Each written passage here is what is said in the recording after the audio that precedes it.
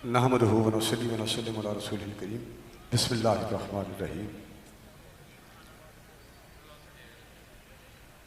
ज़िला शेखुपुरा के जुमला उहदेदारान और ज़िले अमीर शेखुपुरा डॉक्टर मोहम्मद शाहिद गुज्जर साहब, नाज़िम आला मोहम्मद बिलाल, दीगर उहदेदारान के ज़ेर एहतमाम आज 14 अगस्त के मौके पे जश्न आज़ादी के मौका पर इनेकाद पज़ीर रैली में आ पर मैं हम हाजिर हैं। मर्कज़ी रैली का इंतज़ाम चूँकि लाहौर में होता है तो फिर शेखुपुरा के लोग कारकुनान फिर इस लिहाज से भी सुस्ती का मुजाहरा करते हैं कि चूँकि हमने मर्कज़ी रैली में लाहौर में शामिल होना है, आइंदा जब भी कभी इस तरह की रैलियों का इस्तेमाल किया जाए और बिलखसूस 14 अगस्त के मौके पे एक तो रैली इससे पहले ही इख्तिताम पज़ीर हो जानी चाहिए। आपने आइंदा 14 अगस्त को बर वक्त तैयारी के साथ रैली में शामिल होना है। अगर से मैंने मर्कज़ी रैली में शामिल होना होता है, लेकिन आइंदा साल 14 अगस्त के मौके पे मैं भी इंशाल्लाह और आप भी वक्त पर हम हाजिर होंगे। और इंतज़ामिया की खिदमत में ये गुजारिश है कि मुल्क पाकिस्तान PDM का इतना नहीं, वो तो शोर मचाते हैं कि मुल्क पाकिस्तान हमारा है, उनसे कहीं बढ़कर तहरीक लब्बैक पाकिस्तान मुल्क पाकिस्तान की वारिस है।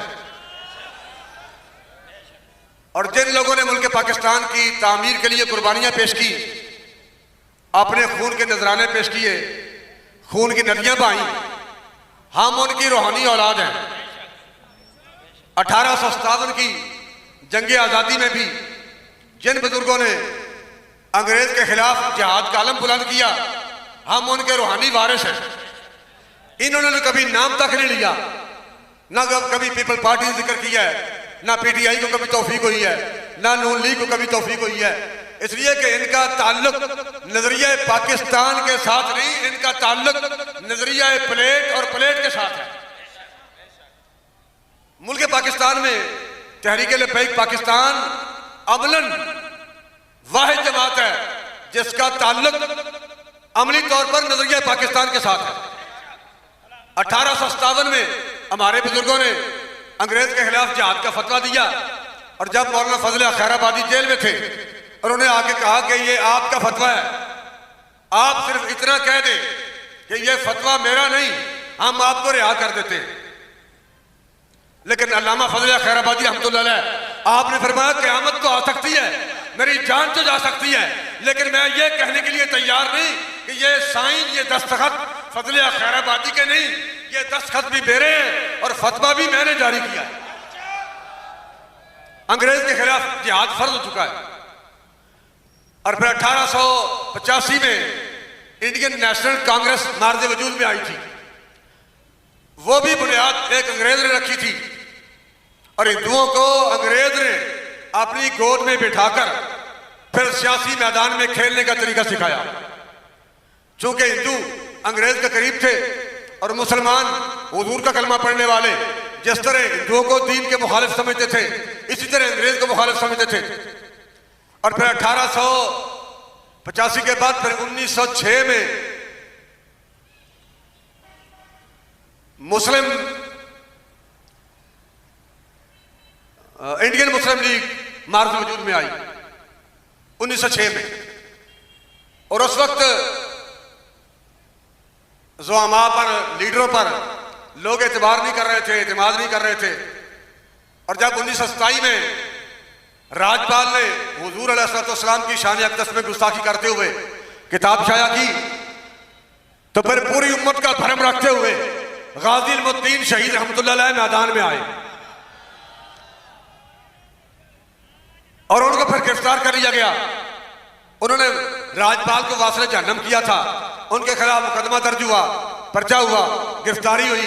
मुसलमान तफ्तीशी ऑफिसर थे, सब इंस्पेक्टर तफ्तीशी मुसलमान था, उसने तफ्तीश की।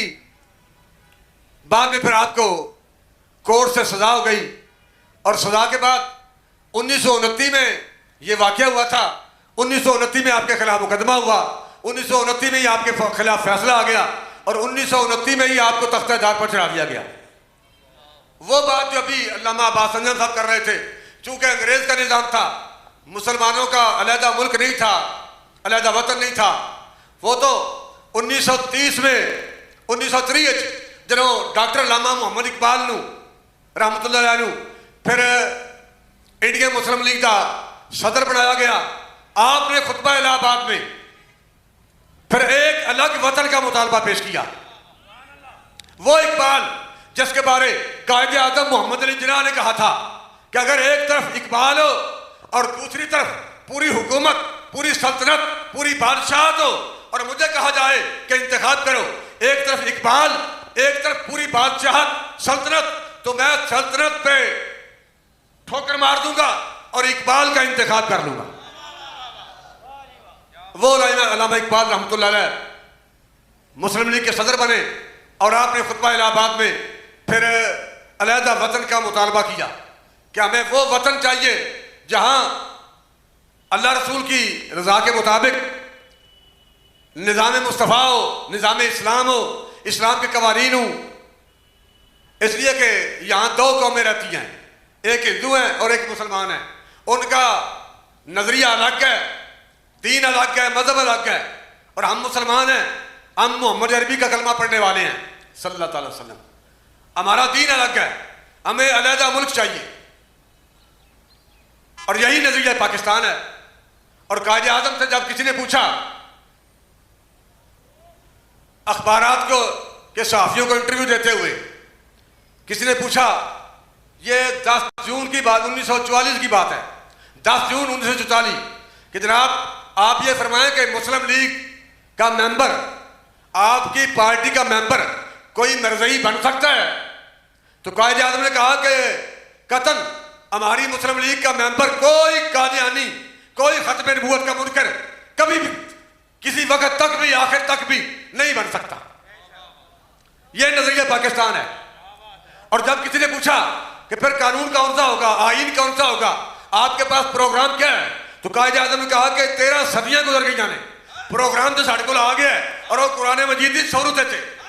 सानू नवे कानून ते दस्तूर की प्रोग्राम की जरूरत ही नहीं, कुरान मजीद साड़ी रहनुमाई वास्ते काफ़ी है। अब कुरान मजीद की रहनुमाई में, हुजूर अलैहिस्सलाम की शरीयत की रहनुमाई में मुल्क पाकिस्तान में चलने वाली ना नून लीग है, ना काफ लीग है, ना पीटीआई है, ना पीपल पार्टी है, ना इस्तेकाम पाकिस्तान है। अगर कुरान और सुन्नत की रोशनी में चलने वाली कोई जमात है तो वो तहरीक लब्बैक पाकिस्तान है।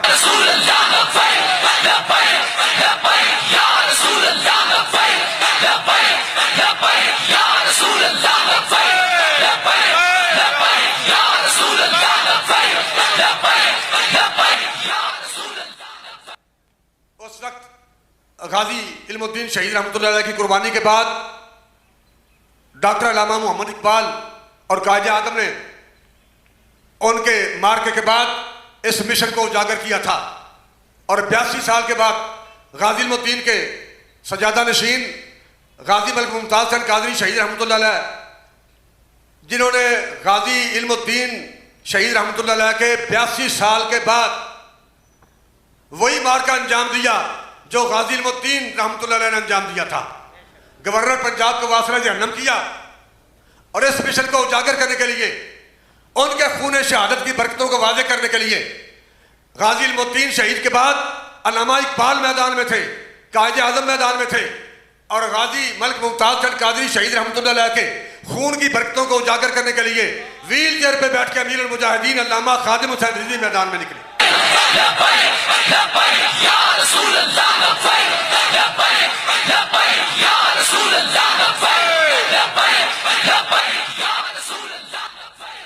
वक्त अब इतना नहीं, जिंदा सलामत रहे तो फिर सही, और अगली बातें फिर मरकज़ी रैली में लाहौर में करेंगे। इंतजामिया की खिदमत में गुजारिश है कि आप एक पार्टी को प्रोटोकॉल देते हैं जिसको मर्जी दें, हमें इससे एतराज नहीं, हम पहले भी जब कभी मीडिया के बारे में लोग बातें करते थे, या मीडिया को अपने साथ मिलाएं, मीडिया को बुलाएं, मीडिया की मिलन समाजन करके अपने साथ मिलाएं, तो बाबा जी भी कहा करते थे कि वक्त आएगा, हमें मीडिया के पीछे दौड़ने की जरूरत नहीं है, कि वक्त आएगा कि मीडिया हमारे पीछे आ जाएगा। हमें अपने काम से गर्ज है, हमें अपने काम से गर्ज है। तो इंतजामिया की खिदमत में गुजारिश है कि आप ये जो हालात बने हुए हैं, हमने कारकुनों को रोका है